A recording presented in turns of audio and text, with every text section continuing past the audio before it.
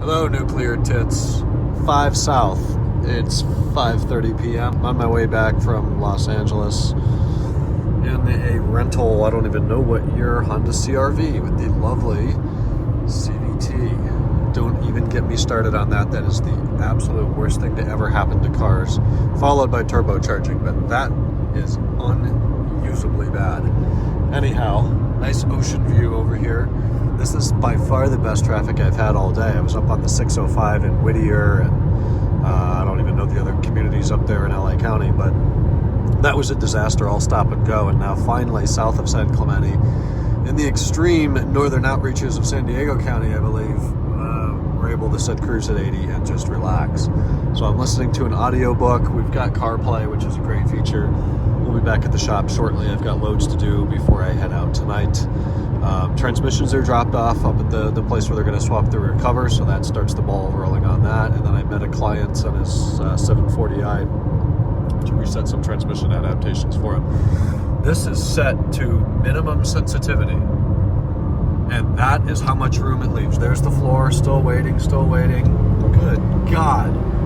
All that drama to go from 70 to 80 miles an hour, and there's no way to turn off this laser cruise bullshit. It's always on. It just won't let you get within 50 feet of a car for some reason.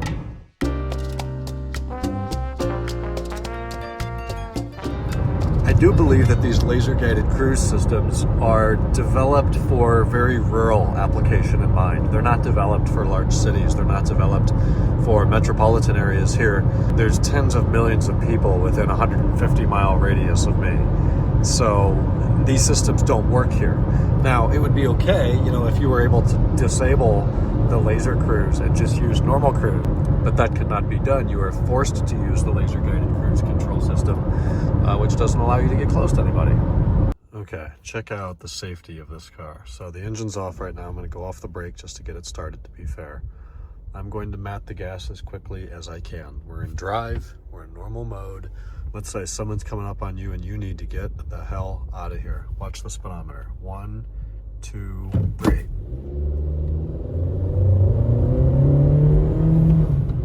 There's what feels like a solid 2 seconds before this thing is over 5 miles an hour. That's remarkable.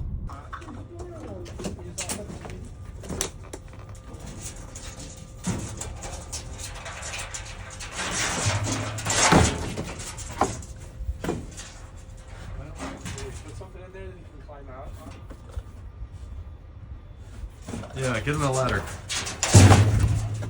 Something. He's scared. Aww. We gotta get him out. Pick him up, Mike. Aww. Did they bite? Does he need help? Oh, he's stuck. Aww. Look, there's 3 of them now. Oh, is that his family? Yep. Put that on the left side. Here, buddy. Leave it up like that, yeah. I don't think. Oh, I'm scared. No, I think the other way. You think I could grab him with a rag? No, I wouldn't. I wouldn't try it. You gotta just lay it down, maybe that's too high.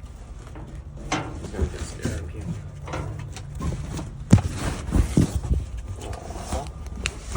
Oh, they're standing back there like, are they gonna kill my baby? Come on, buddy. Oh, he looks like a baby. I don't think he just wants help. Oh, He's crying. Wet running down his eyes. I'll figure it out. Give him some space. He wants. Yeah. I think he's Okay. probably scared. He's got to be able to get up on top of that. Oh, come on, buddy. Come on. There you go. There you go. Torque. there you go. Nice. There you go. Oh. And it feels so good. Today's update, 9:40, about ready to get out of here. So, started the day going down to Elite Finish, picked up my right headlight. That's done, filmed, ready to go in the car. My car's in storage where the E60 usually is tomorrow morning. Hopefully I'll swap them out, put the light in, and then we're back in business. Then I rented a car. Enterprise didn't have any. Picked up a, I don't know what year, Honda CR-V from Avis. and headed up to drop off the transmissions at my sublet. Then I drove another 15, 20 miles north up into Whittier, met a client, reset transmission adaptations for him, drove south. Got to Laguna Niguel, stopped at a mall and had some smash burger. Usually when I'm in Orange County, it's Jimmy John's. I just had that last week. We don't have smash burgers in San Diego anymore, so I stopped, had that for late lunch, early dinner. It was freaking delicious. Came back here and then kind of got the update from what happened today. So we still have the rough 5.4 downshift. Called the rebuilders of the transmission. They recommended a additive. So we put the additive in today and reset adaptations, and allegedly it's driving better already. I have not had a chance to drive it. The bottle says 150 miles. So tomorrow night I'll be bringing this home. And probably Thursday as well, we'll get some miles on it per customer request and see if things get better. This guy waiting on stainless steel brake lines and a brake fluid flush, then it's good to go. Over here, our new part-time tech spent some time on it today and found that installing a 20 amp fuse in slot number 17 remedied the issue. Went for a few test drives, no codes are returning. EDC, DSC, ABS, all functioning as designed. Now, if you look at the diagram for fuse 17 per the trunk, it shows that there's no fuse in fuse 17. When you look on new tests, it shows something completely unrelated, like the driver's steering column module. So why would putting, I don't know. He saw something in new tests that mentioned that and did it and it worked. I think the documentation on the car is poor because it was an issue before that would immediately return once the key was cycled. Now I can't get it to come back. So I will personally test drive the car tomorrow under some different conditions and see what happens. But assuming faults don't return, we'll get it cleaned up and back to the owner. And this guy, the Sepang car, so we had vibrations, rumbling, just something not right and worsening above 85 miles an hour. Got the new drive shaft in, that went out. They replaced the U-joint, rebalanced it, put it in today. I have not yet driven the car. Mike drove the car today, said it's worse. Severe vibrations at 85 plus. So I'll have to drive it tomorrow and verify. I don't know if they just forgot how to make drive shafts or if there's another issue here. I know we need front control arms. I know we need rear control arms. The customer says he wants the vibrations gone before we work with the suspension, but the suspension may very well be causing the vibration. So that may not be able to work. We'll have to talk to him, get the car up tomorrow again. And kind of, I want to start fresh and just pretend the car came in here and the customer states there's vibrations. We know we just had the wheels or the tires rebalanced.